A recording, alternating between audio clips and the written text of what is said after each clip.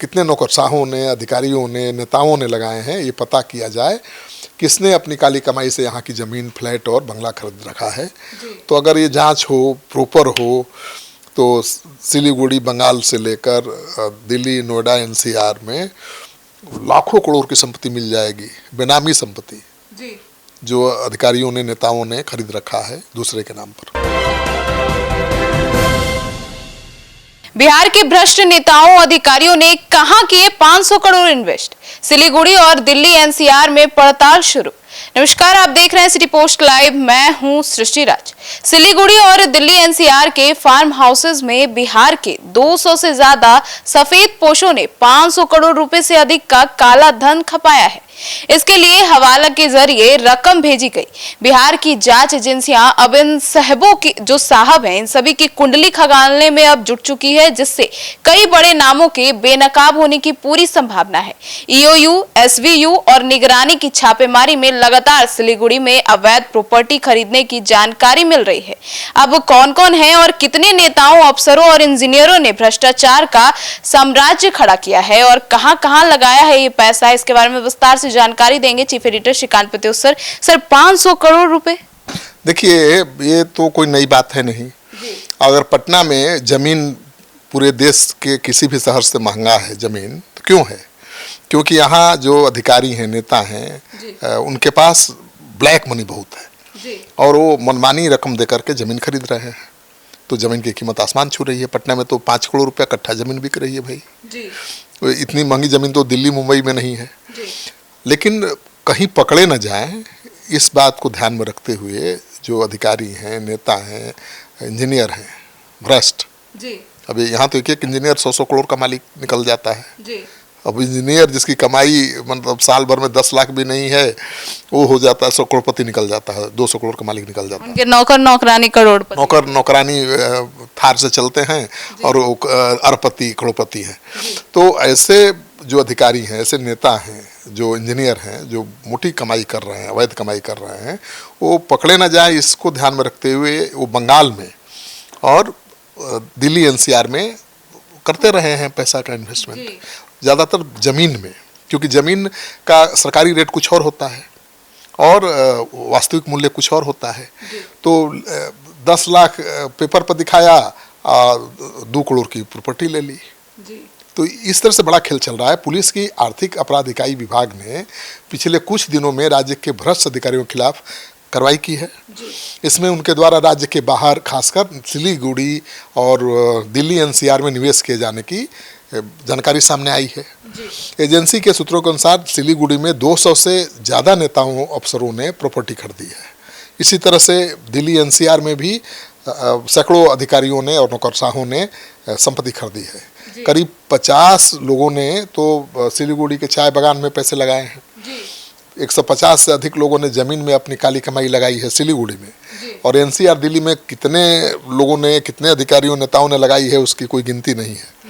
भ्रष्टाचार से हुई काली कमाई से दूसरे राज्यों में प्रॉपर्टी खरीदने के मामले की जांच आर्थिक अपराध इकाई विभाग सिलीगुड़ी में कर रही है। क्योंकि आपको पता है ना कि एक डीएसपी पकड़ा गया था जिसकी करोड़ों की कमाई थी, जिसके नौकरानी से लेकर सारी गर्लफ्रेंड के बंगले थे, नौकरानी भी थार से आती थी।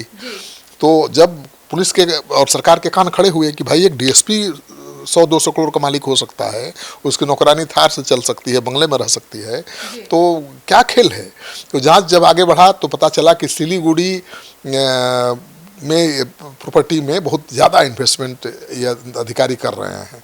तो एसयूवी ने अपने यहाँ दर्ज मामलों में लिंक मिलने पर नोएडा, दिल्ली, गुरुग्राम में भी पड़ताल शुरू कर दिया है।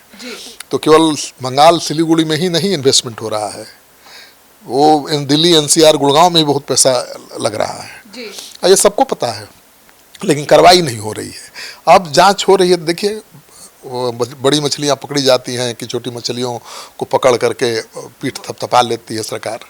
सर, तो ऐसे में मतलब कि जो भ्रष्टाचार करने वाले हैं वो खुद की जगह प्रेमिका, पत्नी, बेटे और रिश्तेदारों के नाम पर प्रॉपर्टी खरीद रहे हैं। कोई आईएएस अधिकारी, कोई आईपीएस अधिकारी, कोई नेता, कोई इंजीनियर अपने नाम पर प्रॉपर्टी कैसे खरीदेगा? उसके लिए तो रकम, उसके आय होनी चाहिए, इनकम होनी चाहिए ना।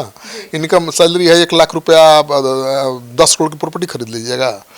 तो इसीलिए यहाँ के जो अधिकारी हैं, नौकरशाह हैं, नेता हैं, अपने रिश्तेदारों के नाम पर, नौकर के नाम पर, अपने खास लोगों के नाम पर प्रॉपर्टी खरीद रहे हैं। बंगाल में, उत्तर प्रदेश में, एनसीआर, दिल्ली में।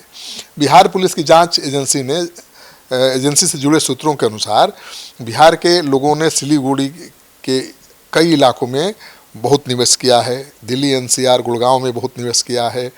सूत्रों के अनुसार बिहार के कई अधिकारियों ने अपने काली कमाई को जमीन में निवेश किया है, प्रॉपर्टी में निवेश किया है, रियल एस्टेट के कारोबार में निवेश किया है।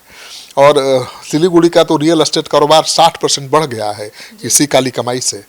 ज़मीन की कीमत 2 गुनी से ज़्यादा बढ़ गई है। बिहार के लोग सबसे अधिक ज़मीन माटीगाड़ा, उत्तर कन्या, बागडोगरा इलाके में खरीद रहे हैं।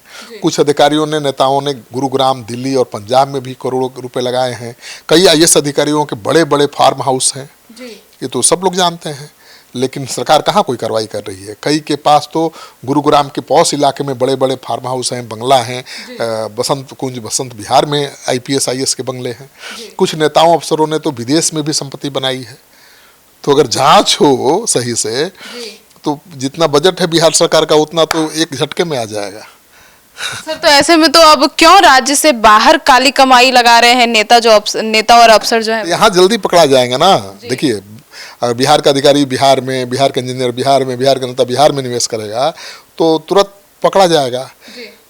दूसरे राज्यों में थोड़ी मुश्किल है उसको पकड़ना। राज्य बदल जाने से बिहार पुलिस के लिए जांच करना भी मुश्किल हो जाएगा और अवैध संपत्ति छिपाना आसान होता है। सिलीगुड़ी और दिल्ली एनसीआर में पैसे लगाने के पीछे भी खास वजह है।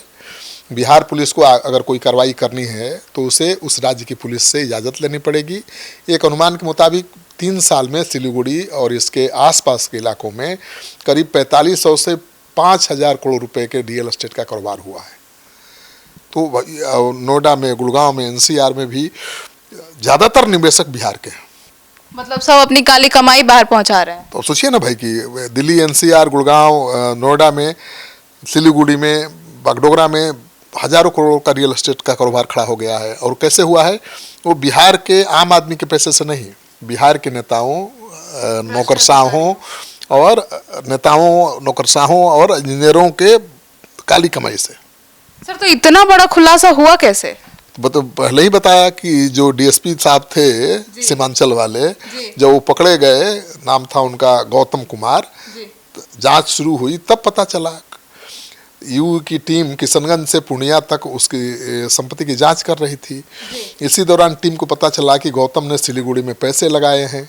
पड़ताल आगे बढ़ी तो इनके शागिर्द और किशनगंज के ही टाउन थाना के पूर्व थानेदार सस्पेंडेड इंस्पेक्टर अभिषेक रंजन भी काली कमाई करने वालों और बंगाल में निवेश करने वालों की सूची में सामने आ गए। इन दोनों ने सिलीगुड़ी में काली कमाई के करोड़ों रुपए इन्वेस्ट कर रखे हैं। इसके बाद जांच एजेंसी ने तय किया कि सिलीगुड़ी में कितने भ्रष्ट अधिकारियों ने पैसे लगाए हैं, कितने नौकरशाहों ने, अधिकारियों ने, नेताओं ने लगाए हैं, ये पता किया जाए किसने अपनी काली कमाई से यहाँ की ज़मीन, फ्लैट और बंगला खरीद रखा है।